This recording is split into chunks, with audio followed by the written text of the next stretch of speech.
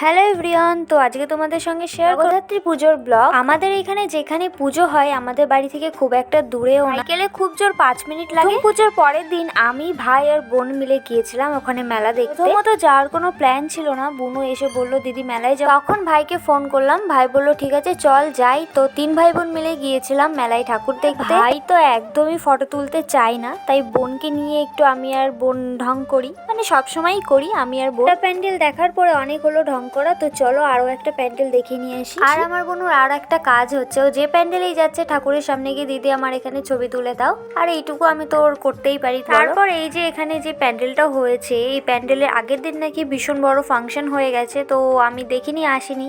আর তারপরের প্যান্ডেলে এখানে কিছু ফাংশন হচ্ছিল, একটুখানি দাঁড়িয়ে দেখে পরে গিয়েছিলাম আরো একটা প্যান্ডেলে। এত লাইট দেখে আমি বোনকে বলেছিলাম তুমি এখানে হাঁটো, আমি তোমার একটা ভিডিও করে দিই। দেখো ওকে দিয়েছি ফোনটা ধরতে, এদিকে ভিডিও ওপেন করে নিয়েছে। কথা ও এখন একা একা এখানে ভিডিও করবে। তারপরে আসলো মেইন জিনিস, দেখো এই যে প্যান্ডেলটার সামনে বুনু এখানে যাবে না বলে ইয়ে করছে, আমাদের আমি আগেই দেখিয়েছি। এর ভেতরে কিন্তু কোনো ভয়ের কিছু নেই, এর ভেতরে কোনো ভূতটুত কিচ্ছু নেই।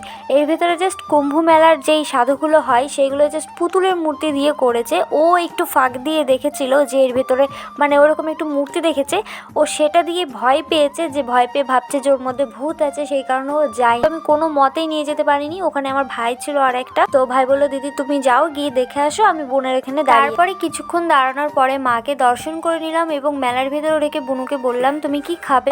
ওর একটাই চাওয়া আইসক্রিম খাবো, তাও আবার বাটি আইসক্রিম। ওর কোনো চাওয়া পাওয়া নেই, আর শুধু ও না আমার ভাইয়েরও তাই। ভাইয়ের ওই একটাই কথা, একটা এগরোল খাবে, ওকে একটা এগরোল কিনে দিয়েছিলাম, আর আমি একটা আইসক্রিম খেয়ে সবাই মিলে বাড়ি চলে এসেছিলাম। আর বাড়িতে আসার পর মাসিদের বাড়ি নিমন্ত্রণ ছিল, তো সেখানে খেতে চলে গিয়েছিলাম। খাওয়া দাওয়া শেষ করে বাড়িতে এসে ঘুমিয়ে পড়েছিলাম। তো আজকের মতন এইটুকুই। তোমাদের ব্লগটা কেমন লাগলো জানিও, দেখা হচ্ছে নেক্সট ব্লগে, বাই।